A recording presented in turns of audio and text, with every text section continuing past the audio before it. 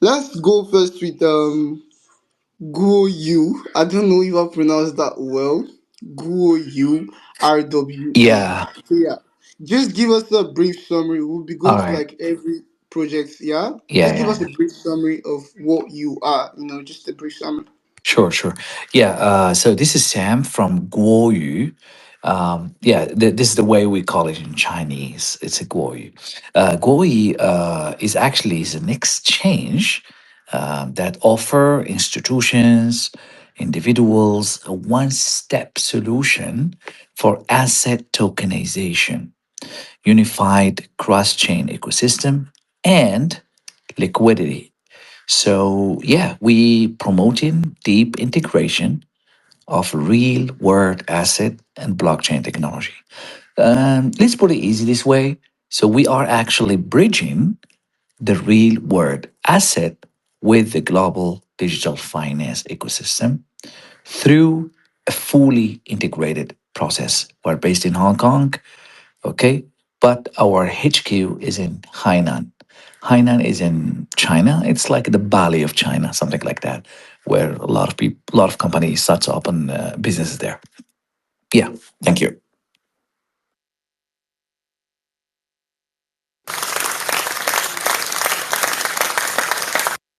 Yeah, I just remembered I've actually once come across Guoyu on, I think that was on Web3 Warrior Space.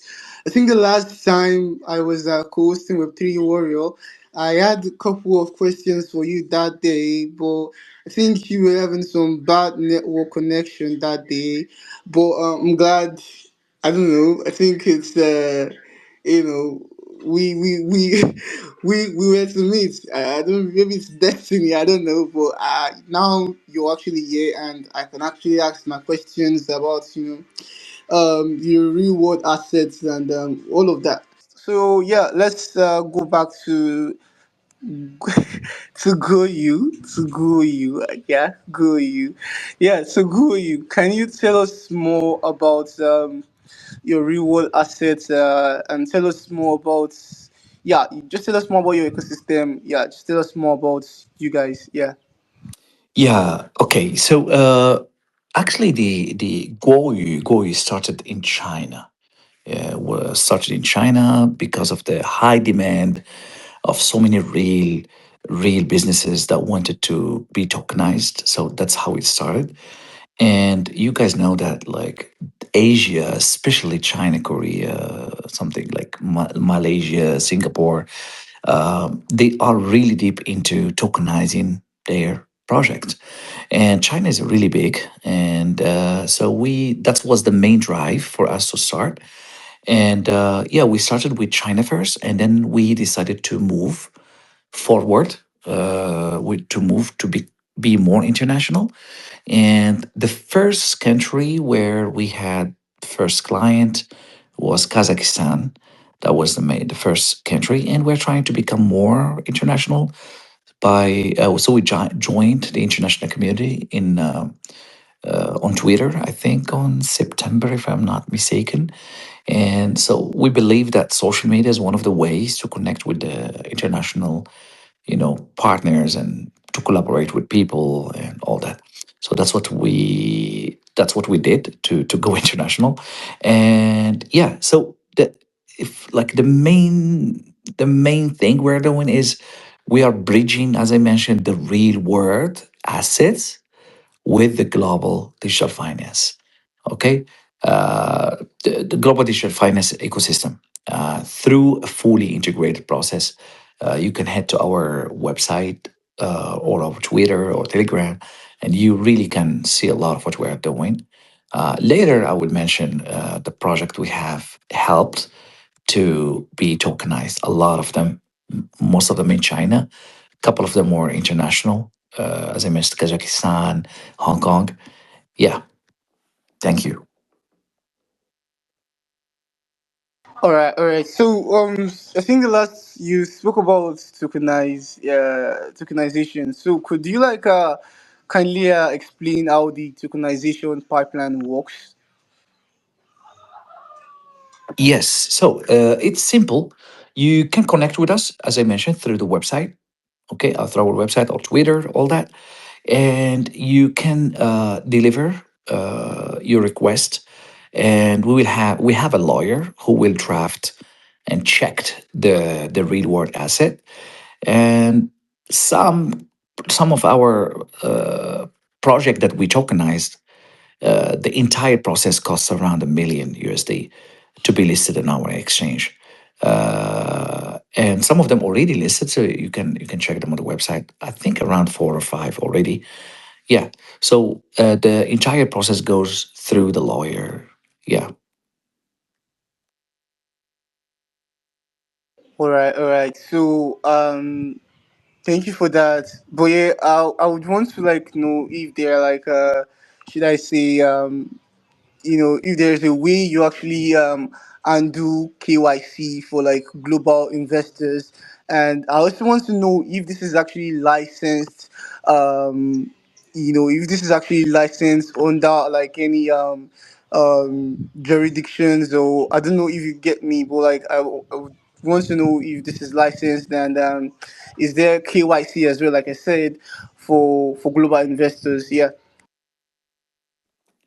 Yeah. Of course, of course. Yeah, we connect with the we're actually connecting with the global investors. Most of them, as I mentioned, like for right now, because we're new to the international market, so we connected with a lot of them from Kazakhstan, Hong Kong, and we're connecting with more people from Africa and Middle East as well. So yeah, we're open to any collaboration. Yeah, just connect with us, and we will really be glad to see what we can do together. All right. Thank you so much. So I've got like I think two more questions here to ask. So like, what structure actually back?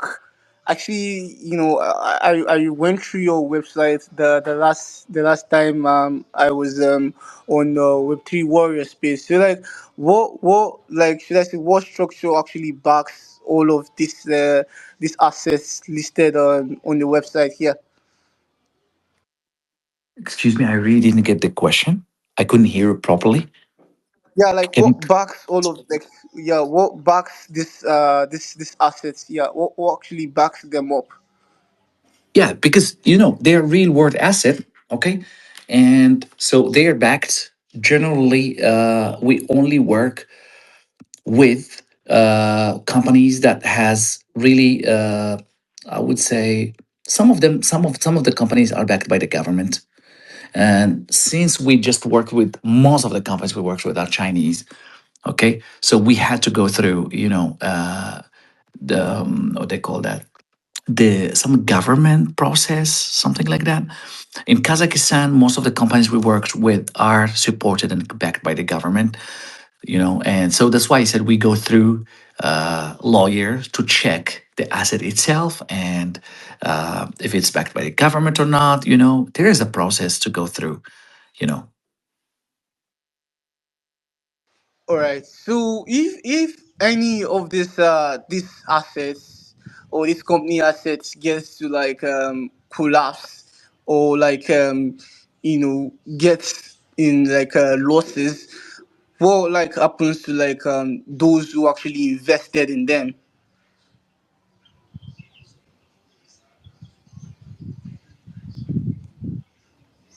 okay, so the entire model, how it works, I don't really go through it because I'm the person who talking to you now, taking care of the marketing wise, not the technical wise. So if anyone here has really serious like technical question, please connect with us. We have our people, our lawyers and specialists who can answer this really technical question. I don't want to give some answer that will be wrong or something. Yeah, All right. No, no problem. No problem. No problem. So I'm the in all of this, yeah, because yeah. No, I'm the one who's taking care of the marketing side, and most of our team are from China, and most of them they're not able to speak to come here and just speak English properly. I mean, the good English. But we have a back end team who will be able to talk to anyone who's interested to know more and more details. Yeah. All right, man, no problem. So, I'll just ask this last question before I give the mic to my co-host Banks. So, yeah, what is the biggest problem in the reward assets market today that Goyu actually solves? All right. Yeah. So, if you are very familiar with the real world assets and tokenizing the real world assets, some companies they tokenize other companies just because they offer them money, right? But they don't really check the background. They don't really check the resources or the source of the company's income or all that. They don't check all that kind of things. But because we Guoyi is also backed by the government, so we have to really filter. We are working with who. So, for example, let me mention some of the projects we worked with. The first project that international, I would say, first international project we worked with, it's Kazakhstan's Altinex company, and they invested $1 million in Guoyu RWA to advance gold-backed digital asset infrastructure. Okay, this is one of the international project. And let me share with you more. For example, so there is a company called Jashin International Resources. They also commit 8 million Hong Kong dollar to Guoyu RWA to advance their rare metal tokenization. So this is a company that works in rare metal, right? So they want to tokenize their business. Yeah, we worked with them. Now there is, for example, another company. It's called Hua International. Intelligent Technology. They also invested $1 million in Guoyu RWA to advance smart manufacturing. Okay, and asset tokenization. So these are some of the projects. Some of them are related to gold business, smart manufacturing, as I mentioned now, rare metal, that kind of things. So these companies are filtered. Like you cannot just go and work with any whatever comes on the way. But that was the problem in the market, and it's very strict because, as I mentioned, we're backed by the Chinese government. So cannot just come and accept whatever project. Sorry. Yeah. Thank you. All right. Thank you so much, Goyu, for explaining all of that. I think I was able to like grab to some points. Yeah. So unfortunate that some of like the rest of the team members the maybe we're supposed to like answer some of the questions I asked. I know, yeah, but yeah, probably maybe some other time, or like you said, those of the people that are actually like interested could reach out to you. Because I don't know, I asked some of these questions that they because of like I asked some of these questions that they like because of the should I say the risk around like reward assets projects today. So that was why I asked many of these questions. I do have like some more, but yeah, because of time and other projects in the space. Yeah. So Banks, what's up? Have you got like questions that you want to ask? Yeah, yeah. Can you hear me clearly right now? Yeah, sure. You're Okay, audible. okay. So I really love the question you really asked, and I think that's a very good question. And I also love the reply the project also asked. And my question is what also like makes your economy suitable, sustainable? Sorry, yeah. So that's my question. And are there any mechanisms for rewards? Yeah. Yeah. Yeah. Yeah. All right. Okay. Let me give a little bit about how our exchange works. So our exchange is kind of like Coinbase, but cannot list tokens. Can only list a verified RWA project. Okay, I will emphasize on that. Verified RWA projects. And right now there is trade war between China and America. So the RWA is should be a government entity, otherwise cannot be listed. And so for this reason, we cannot use USDT. Okay, we cannot use the USDT, but we found a solution, and the solution is we are using Hong Kong dollar as a base pair to trade. Okay, so this is general idea. As I mentioned, I'm the guy who's taking care of the marketing here, not a technical guy, but I try to explain the entire story. Yeah. Yeah, before we move to the rest speakers, just a few questions. Just a single question for Guoyu. Yeah, so you've been talking about your project since. I just want to know if you have any plans for your community. So we've been talking about your projects. So what's your future plan for community members and also, yeah, for your community members? Yes, of course. So we're still small now in the internet space here in the West, I would say. In China, we're okay, but China has a different social media. Like China does not have Twitter, does not have YouTube, does not have Instagram, does not have TikTok, anything of that. They're banned in China. So that's why we're going international, and we are using social media to to connect with the entire world. And so of course our main goal, and we understand and we know that if you want to go far, you really have to join this kind of spaces that helps people grow. Spaces are, I believe, from my experience, spaces are a way to promote your project, especially if your project is a real nice, legit project. I'm sure people and the community will want to connect with us. And we are using a mindset which is a win-win situation. I don't know if you guys have been in China or not, but in China, this is the mentality. Okay, we're a business. You are a business. We connect with each other. We help each other to grow. Yeah. Thank you. Okay, okay, that's actually nice.